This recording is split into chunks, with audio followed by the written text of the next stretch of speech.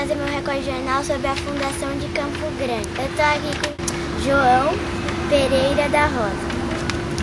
Ele é bisneto de Zé Antônio Pereira. Vou começar. Quem fundou Campo Grande?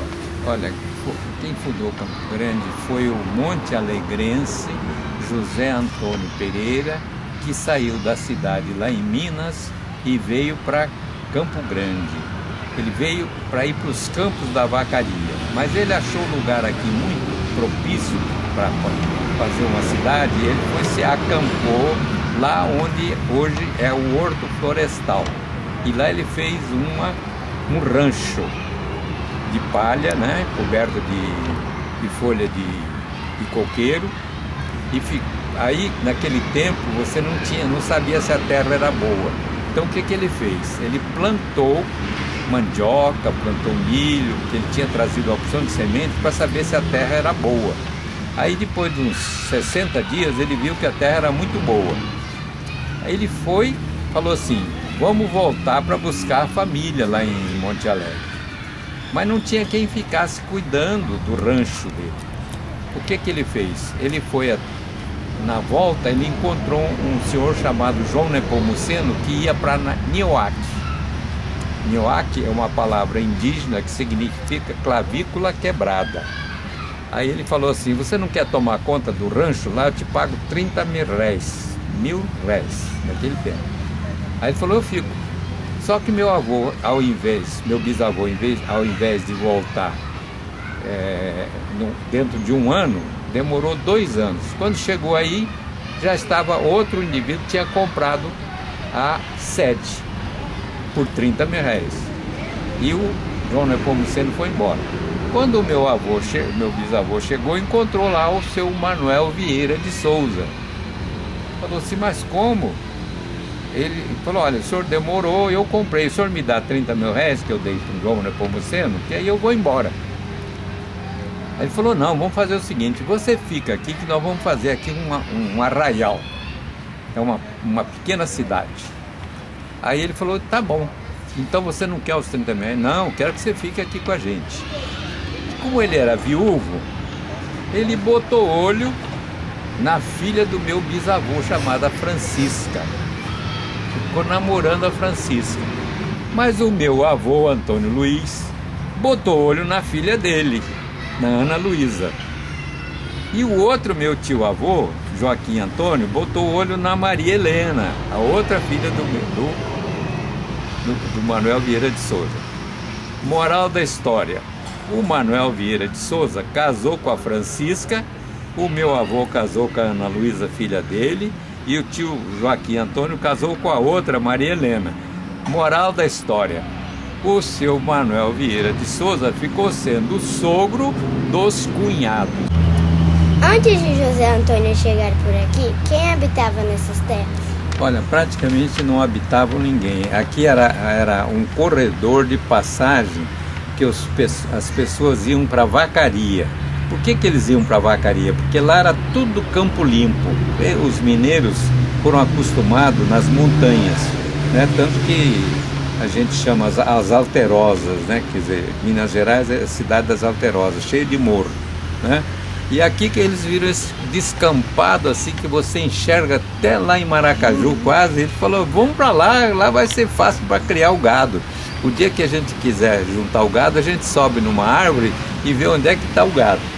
Então foi essa limpeza de campo que trouxe esse pessoal para cá. Como José Antônio conseguiu convencer outros fazendeiros para segui-lo em caravana para o campo de Vacarias? Olha, ele levou 2 anos convencendo as pessoas, dizendo que aqui a terra era boa, que era tudo campo limpo, que não precisava a gente ficar preocupado com o pasto, que o pasto era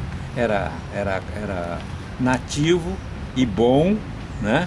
E que o gado engordava sem a gente ter que plantar o capim, né? Que hoje você tem que plantar o capim, tem que arar a terra, essa coisa toda, mas naquele tempo você plantava tudo, você não plantava nada e o gado pastava tudo. Além de ser um bom fazendeiro, qual era a outra característica de José Antônio? Olha, ele era também marceneiro. que ele tinha que fazer, olha, a bica aí, ó, essa bica, ele que fez. A bica, ali o monjolo, né? Aqui o monjolo aqui atrás, ó, o monjolo.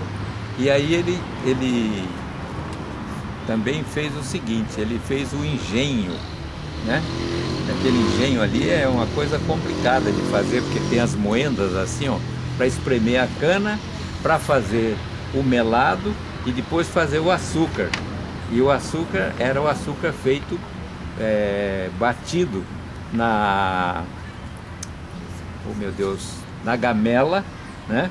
Para poder você ter açúcar o ano inteiro. Então fazia o açúcar e guardava, né, para o ano inteiro. Todo ano você tinha que fazer a época de fazer melado e cana. E ele também tinha o seguinte, ele tinha um livro de medicina caseira que chamava, né? Uhum. Então ele usou esse livro, ele usava muito, ele sabia ler, ele usava muito esse livro para tratar aquele pessoal que veio com ele, que eram 62 pessoas. E quando ele veio, atravessou o Rio Grande, lá em cima, para cima de Paranaíba, né? Quando chegou em Paranaíba, teve uma doença que pegou todo mundo com febre, aí da malária. Aí ele tratou da malária de todo mundo e falou o seguinte, fez uma promessa, que se ele chegasse aqui com as 62 pessoas que saíram de Monte Alegre com ele, que ele iria buscar umas telhas em Camapuã para fazer a primeira igreja daqui, a igreja de Santo Antônio do Campo Grande. E ele que chegou aqui e foi lá fazer essa promessa, cumprir essa promessa. Ele foi daqui a Camapuã de carro, pegou as telhas que eram dos jesuítas, trouxe e fez uma primeira capela que houve aqui, ele que fez com essas telhas dos jesuítas que moraram lá em Camapuã. Quando o Campo Grande foi fundado, José Antônio Pereira era como se fosse um prefeito. Então, como era o jeito que ele administrava? Olha, ele era um jeito que administrava assim, bem à vontade, né? Para dar inteira liberdade às pessoas, para seus problemas.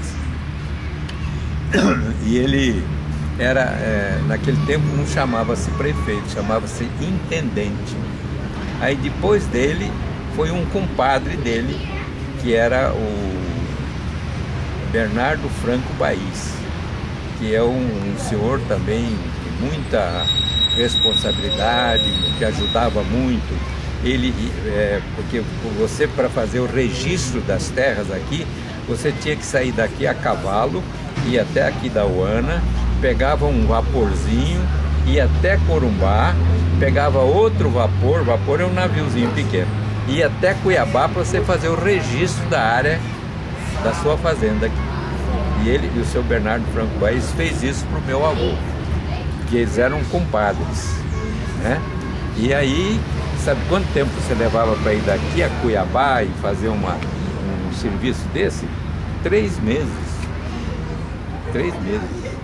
O meu bisavô acabou morrendo em 1901 e o filho dele, que morou aqui também, que é o meu avô, o Antônio Luiz Pereira, né?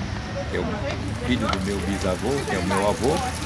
O vovô Antônio Luiz foi a pessoa que, vamos dizer assim, ficou comandando paralelamente ao seu Bernardo Franco Baís, né? E o seu Bernardo Franco Baís tinha um secretário, que hoje eu esqueço o nome, que era a pessoa que praticamente tomava conta da intendência. Intendência era a prefeitura naquela época. Como o senhor descreve o desenvolvimento de Campo Grande até os dias de hoje? Olha, Campo Grande cresceu assim, muito mesmo, com a chegada dos japoneses, que ficaram na periferia, e os libaneses, que ficaram aqui dentro da cidade. Então o comércio era feito por libaneses, ou sírios, ou turcos, que a gente chamava, e por fora ficaram japoneses plantando verdura. E o que você acha de Campo Grande hoje? Olha, Campo Grande hoje a gente podia dizer que é o seguinte, que é uma cidade em expansão, cresceu muito, teve 5 fases. A primeira fase foi a chegada do José Antônio Pereira. A segunda fase foi a chegada no dia 14 de julho de 1914 da Estrada de Ferro Noroeste do Brasil. E a quarta coisa mais importante que chegou aqui depois disso foi a universidade, que o seu amigo aqui fundou, a primeira Universidade Federal de Mato Grosso do Sul, onde eu fui reitor por 13 anos. Qual é o nome do livro? O livro chama-se Da Casa de Taipa à Universidade, Memórias de um Médico. Eu tenho 60 anos só de médico. Obrigada, viu?